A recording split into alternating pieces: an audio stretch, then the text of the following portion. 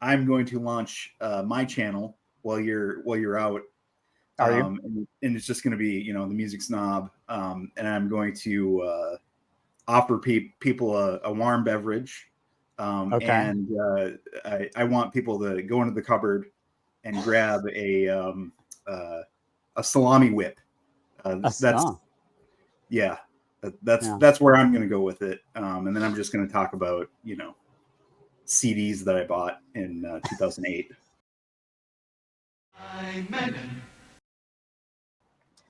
Welcome in. Thanks for stopping by for another fine edition of Snob versus Douche. He's the snob, I'm the douche. We're going to be doing something we call 2x2, where I select two albums, he selects two albums, and then we force each other to listen to them, and we get together and talk about it. So how you been? Been good. Been busy reviewing many releases. Not all that much came out in this past quarter of 2023, but it's been a lot of time backtracking, and just finding all the albums that I may enjoy that I missed out on. I did go through and I trolled all the top 20, top 10 2023 lists, and I found a handful of stuff, but yeah, really busy and a lot of good stuff. I'm impressed. I was worried at the start of the year because I just wasn't feeling it, but I ended up finding quite a bit of good music. I was kind of worried for you. It seemed like you had a lot of negative, a lot of the albums you were coming away negative from in our discussions this year. Yeah, I mean, I think that it's a part of aging. Yeah. And listening to music. So, I mean, like at the rate that I am absorbing this stuff, it's diminishing returns. If you're always going back to the same artists, and those artists have been around for 10, 20 years, most likely their best stuff is behind them and you've already listened to it. So it's a lot of that. So what I found this year is, since I pushed myself a little bit and, really dug deep, listened to a lot of different stuff, I was finding a lot of new artists that I could enjoy, still listening to the previous, loved artists, but still pretty disappointed. But you got to make room for the new stuff. So that's what I did. Yeah, I found the second half of the year not as strong as the first half of the year for me as far as finding new discoveries. Although there were definitely some. There's always something, but I just finished my year-end lists earlier this week as we're recording this, and I think a lot of it's heavier to the stuff that came out earlier in the year. And I also wonder, I question myself on, and maybe this is something we'll talk about in the next video, but I come away with two different feelings about things that come out towards the end of the year.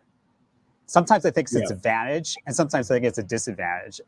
Like, sometimes I need time with it, and then an album, and then time away from it to know how and then come back to it to know how I really feel. Totally. Yeah. I don't know. I feel like I should really not even, it's an exercise that probably shouldn't be done until like 6 to 18 months after the year is over. Yeah. But of course, I know what you mean. Yeah. As few people care about this in December of 2023, that many more people will care less about it in 6 to 18 months. So I might as well just do it now and get it out of the way and get it over with. Yeah. Yeah. Anyway, so we will reconvene again to go over our top 20 albums of 2023. That will be a week after this video that I'll be posting, just for those that are watching that might be interested. But today we're doing the 2x2 albums. Yep. Should we get started? Absolutely. You're first. Yeah, so I chose this one. I think it's on K Records. Is that right? Feeling Figures. This is like a quartet out of Montreal, Quebec, Canada. Yeah, I think I think it's self-recorded, but then released on K Records. What did you think about that album? Yeah, I think it was a dual release with from K and Perennial. I'm not Perennial, sure yeah. where Perennial is based, but yeah. Anyway, a little rough at first. I generally I don't like the lo-fi stuff as much, Okay. but I persevered and listened to it a handful more times and starting really digging it. There's a lot of good tracks on it. A couple of them are actually covers. I don't know if that's readily apparent, but a couple covers there. But yeah, a handful of good songs. A band that I was not aware of, and I like the mix of, I don't know, what would you call it? You're always really good at sort of explaining the styles of all the stuff you listen to. I don't know. Just indie rock. Yes. Indie rock, post-punk, lo-fi. Some of the songs are more stompers, and other ones are almost like lo-fi folk rock on some of the tracks. There's a good variety. Yeah. They've got a bit of range within the indie pop style. Yeah. Okay. Good stuff. I'm trying to be fancy with the camera work here. So I picked this album off of one song. I heard one song. I believe the song was in French also. Most of it is in English, if one I'm of the recalling covers correctly. Yeah. That I really liked. So I picked it just off of that. I have no other information. I didn't listen to it until maybe 10 days before we're doing this for the first time. But I really liked it. I would say that I like the heavier stompers a bit more.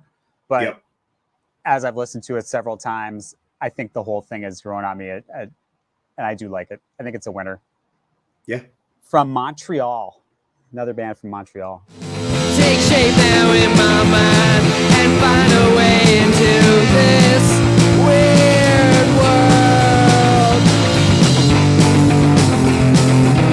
I'll mystify myself. Does my struggle speak to anyone else?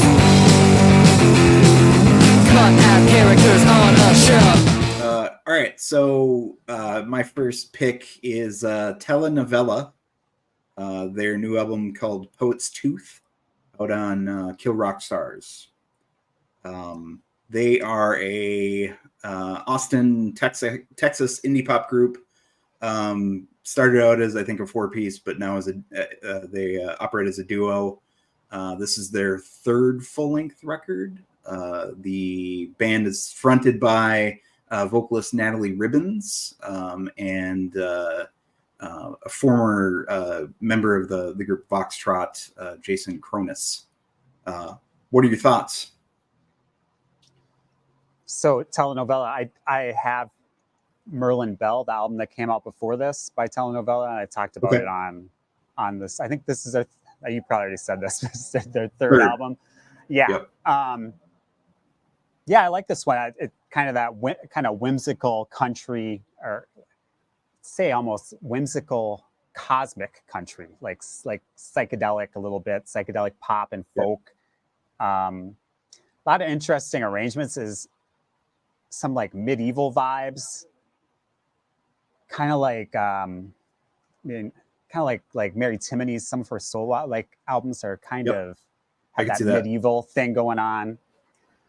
I like the vintage organ. I like the vocals. I think it's a strong record. What do you think? Yeah, no, I loved it. I mean, that's loved it. Okay. Yeah, that's why I picked my records. But yeah, I loved it. My original thought was, what if just for reference for people if they haven't heard it. It's like if Jenny Lewis was from Texas, or maybe even Stereolab. For some reason, I was hearing Stereolab in there. Just the vocal delivery. It's just so smooth, but there's so many other elements mixed in that you don't quite hear really anywhere else. So it's a unique mix. Definitely. The twang with the more sophisticated lyrics and vocals, I thought were great. Great lyrics, great production. What's not to love? It was very good. It didn't make my top list, but close. No spoilers. No spoilers. Yeah.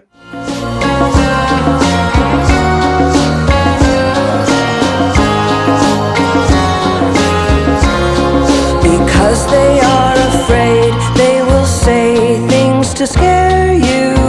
Wish someone told me it would be lonely, and you'll find that the valleys prepare you. All right, so I think usually we have more disagreement. My next pick, this is something that I wouldn't have picked knowing what I know now. Oh, because it's not really a new, I don't consider this a new album. And for this, I tend to choose new albums. So it had previously been released in 2021 as an EP that has now been expanded into a short LP. And the artist is called Sullen Eyes. They're from Maine. Not a lot of bands from Maine that we talk about here. Kind of jangly, definitely jangly pop band. Album's called Hardwood Floors and a Hand to Hold. So what did you think of that one? Again, this one took a few listens for me, but once I locked in on it, I really started to dig it. It's unique because it gets better with every song, I found. Okay. And definitely that some of that could be attributed to the fact that, like you mentioned, originally it was an EP released a couple years ago, so earlier in their career, and then they tagged on 3 newer songs at the end. I mean, definitely those 3 newer songs were my favorite towards the end of the record. But yeah, I really dug it. I was hearing like a little bit of Velocity Girl in there, but that's just based on my sonic palette. I'm sure you have other older indie pop references that you can give. Yeah, I mean, it's very jangly C86 inspired pop songs. I think the songs are really beautiful. I like the vocalists' vocals or vocal style. I think that I can see similarities to a lot of 90s, kind of in just the delivery style. I'm sure that, again, is kind of a bias of just experience, I guess. But I thought the songs are really memorable, and it's short, sweet, to the point. Yep. Yeah, I dig it. Like I say, though, I again, as a stickler, this is like grandma rock from 2021. It's so old, or most of it. Yep. But I'm not going to hold that against it. It's a good record on Sunday Records. Yeah. Well, I think Sullen Eyes. We both had some difficulty choosing our 2x2 records for Q4, just because once you hit like mid-November, I mean, it really drops off. There's not much coming out. And that Sullen Eyes actually came out, I think, the oldest of all these albums that we're talking about today, like the tail end of last quarter. I believe. Yeah. All right. Well, so for my last pick is the new record from Aesop Rock, released on Rhymesayers Entertainment out of Minnesota. It's called Integrated Tax Solutions. I just have to mention it because we have we have history. It's Aesop Rock's 10th proper full-length release. I would say, give or take one or two odd release that maybe shouldn't be counted. And he's underground rapper producer from New York. What were your thoughts? Yeah, I like this actually. Guy's been around since the 90s and really critically acclaimed. I'm saying this because I kind of wonder, like, does he sell a lot of records? I assume he must do pretty well. But yeah, I guess I don't know. Yeah. It has a really enjoyable, like, retro production style that I like. I like the kind of nerdy, but still eloquent, like clever, smart references in the rhymes. I'm not sure that I listened to it only 3 times. I'm not sure I've fully absorbed the overall concept of the album. That I think there's something like there's some overarching thing happening there. But I'm not sure that matters. Like, as far as I still enjoyed it. Thought it was a very solid album overall. How about you? Yeah, I was highly impressed with it. My history with Aesop Rock is, well, the radio station we used to work at. Do you remember what you used to call me? I took over the hip hop show, Urban Invasion. Yeah. And you got me to do it. And you used to call me our DJ. This was back from right around that time. I don't know if you remember. I thought it was our MC. Maybe. I don't. That seems to ring a bell to me. Our MC. Matter. Okay. Our MC. Doesn't matter. Just side note. But I remember listening to his first record from way back then. This was around 2000, I think. And I remember liking that, but it didn't make enough of an impression on me to stick with him. And now 10 or 9 records later, I'm realizing my mistake. And I've got a lot of work to do. I've got to backtrack quite a few releases because I was really impressed by this. Let's see. Yeah, I haven't listened to any of his subsequent releases, and I don't really even remember that first one. I remember liking it. But this record definitely has Deltron 3030 vibes. One of my favorite all-time hip hop records. For sure. Yeah, the tech concept it's very loose. There's a couple of interstitial tracks at the beginning and the end that's sort of stitch it together, but I don't think it matters at all. But there's a lot of tracks on here, and a lot of them are very high quality. A lot of great guests, featured DJs on here, or not DJs, but MCs. But yeah, just a really solid hip hop release from 2023. Happy I stumbled on it. Yeah, part of the reason I was wondering, like, if you think that like how successful he is in the kind of scheme of things. I feel like some people that are possibly turned off by a lot of modern hip hop would like this. Absolutely. I don't know. That's just something that came to mind when I was listening to it. I actually listened to it yesterday morning again.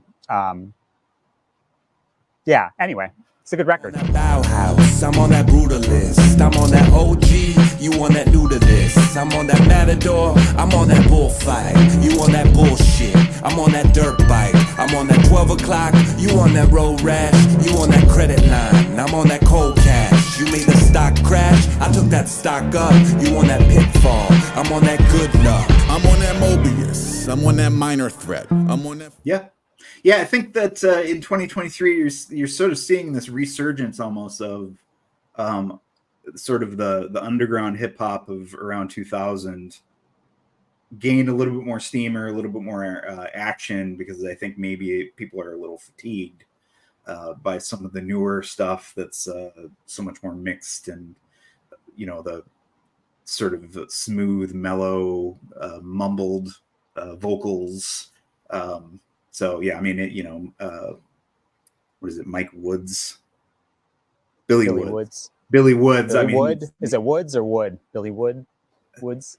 I don't know. I can check my list, but I mean, he's seen such great success this year. I mean, he's got 2 records on everybody's top 20, and people are digging that. So yeah, interesting year. It was a weird one, but a lot of good stuff out there.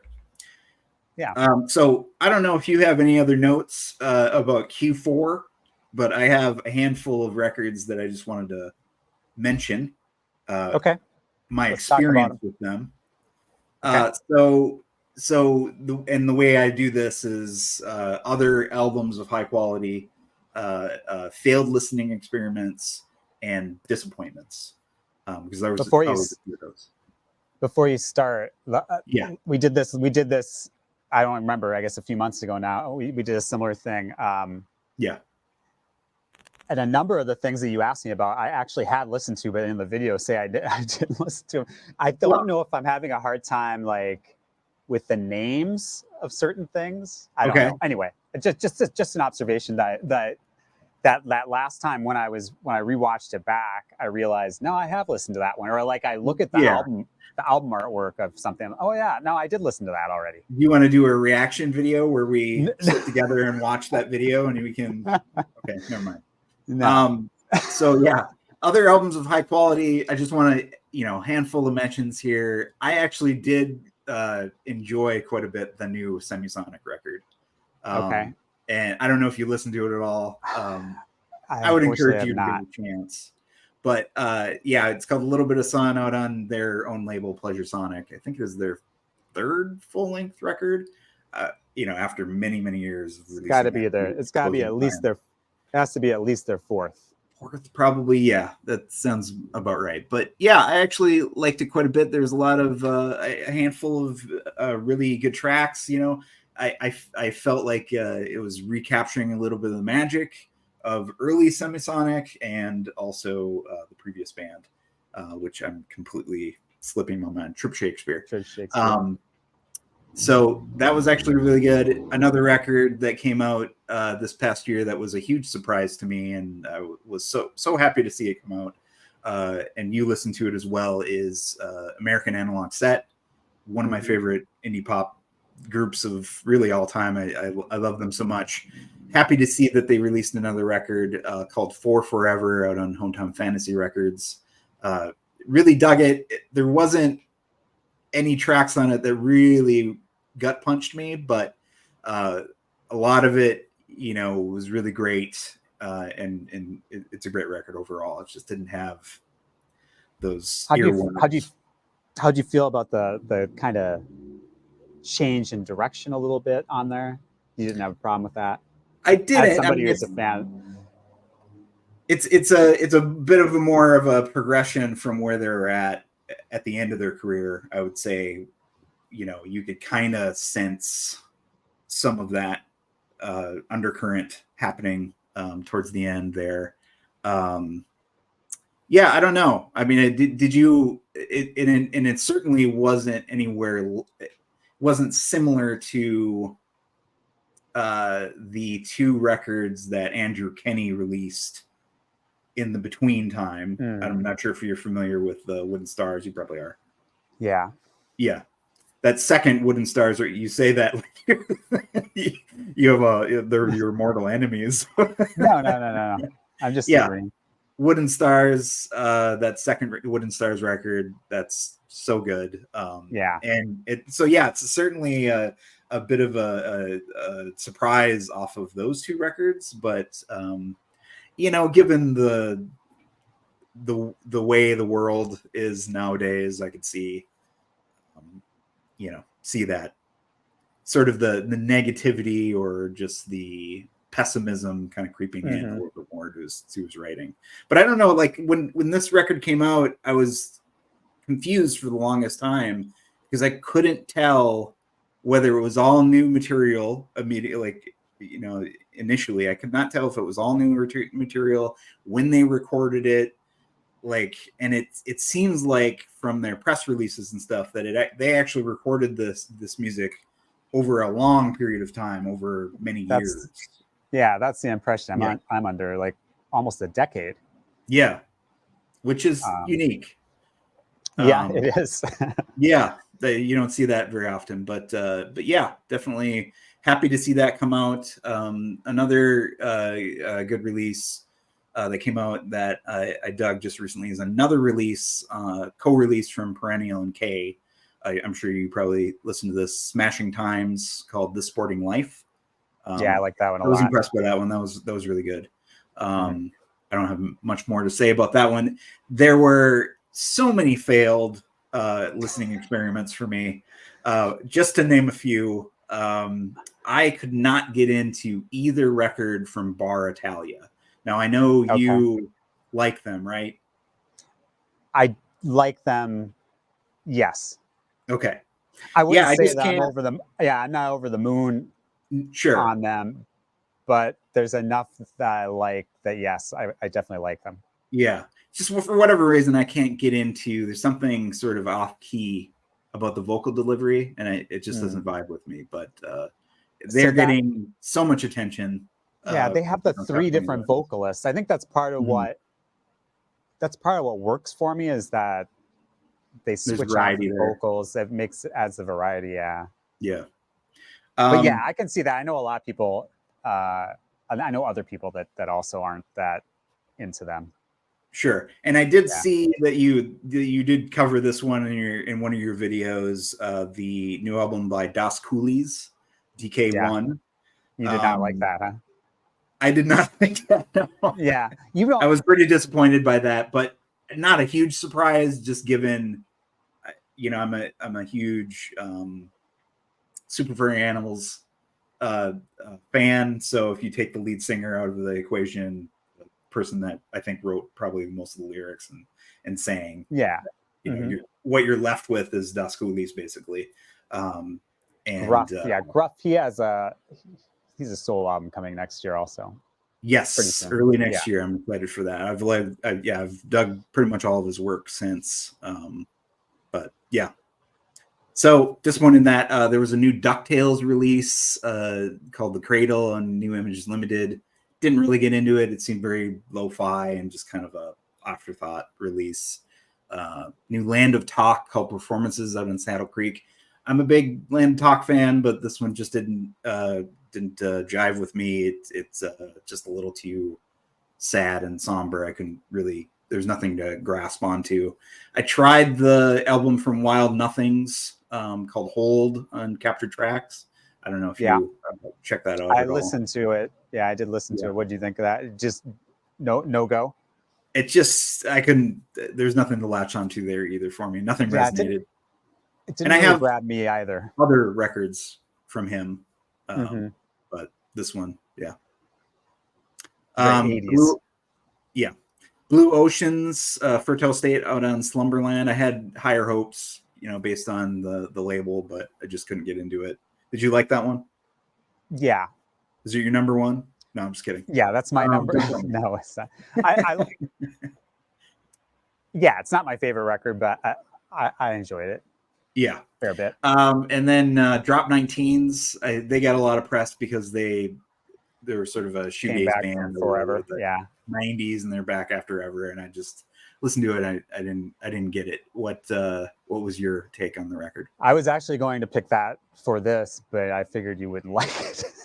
Well, you did pick Onion, and I forget what the name of the release was, and I was like. Again, I picked these without listening to them.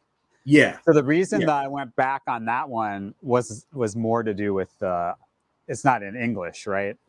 That Onion, I believe, is they're German. I believe they're German. I didn't even notice.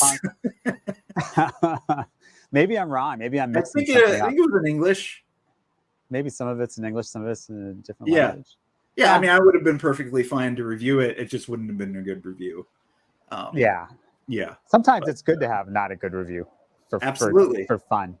Absolutely. And there were countless other failed listening experiments from the past year, just because, I really like I said before, push myself. I tried to listen to more new stuff, bands that I would not necessarily normally listen to or were not aware of. I have this long list in Spotify, which I recently have gone away from because I find their and this is a tangent. Sorry. Okay. On Spotify, I find their advertising to be so jarring and irritating and repetitive that I'll just keep track of it in there, and then I'll pull it up on Bandcamp and listen to it through Bandcamp. So okay, now I don't want. Well, this could be a short diversion. So you use Spotify with ads. I do. I cannot do that. I can't No, listen to yeah, an and that's album with the thing. ads stuck into it. Yeah. Well, it's not possible. I was for always me. assuming that you're an Apple Music person. Am I incorrect in that? I do use Apple Music. Okay. But that, I don't know if we're going to go down this. Some of that is legacy, but I do use that for streaming. But I also, technically, I pay for YouTube, and you can use YouTube as a music. You can use YouTube Music so I can use that. But I, generally speaking, if I'm on my phone on the go, I use Apple Music on my phone. Okay, that's what I do. I have used Spotify, but it's been years. I didn't like the interface particularly, but a lot of them. Yeah, the interface isn't bad on the desktop, but then you go to the and again, this is because I'm on the free plan and I'm cheap. I don't have any need to listen to most things streaming. I have to own it, so I have to have the MP3s, and that's where I'm doing my listening. But to preview, Bandcamp, Spotify is what I use. I forgot where I was going there, but we've kind of gone on a tangent, but yeah, it's okay. Yeah, sorry about that. It's okay. Last thing, I just had one major disappointment from the year, and I'm curious to hear about your thoughts on the record because I'm assuming you listened to it. The new Marnie Stern record called "Comeback Kid" on Joyful Noise. I did not listen to that. I did not listen to that. I have not. What did you think? I loved her previous. I mean, it's been years and years since she released anything. She's been like the band leader on the Seth Meyers show. Busy with that. I just couldn't, that aspect of her that is sort of her vocals are just kind of very quirky and strange. And, I love that about her, but I just couldn't. There were no songs on the album where she had any balance to that. It was all just like really high and annoying and abrasive, whereas the previous record, there were a handful of songs at least that she made them a little poppier and accessible. This one, I did not find any of those songs on there. So.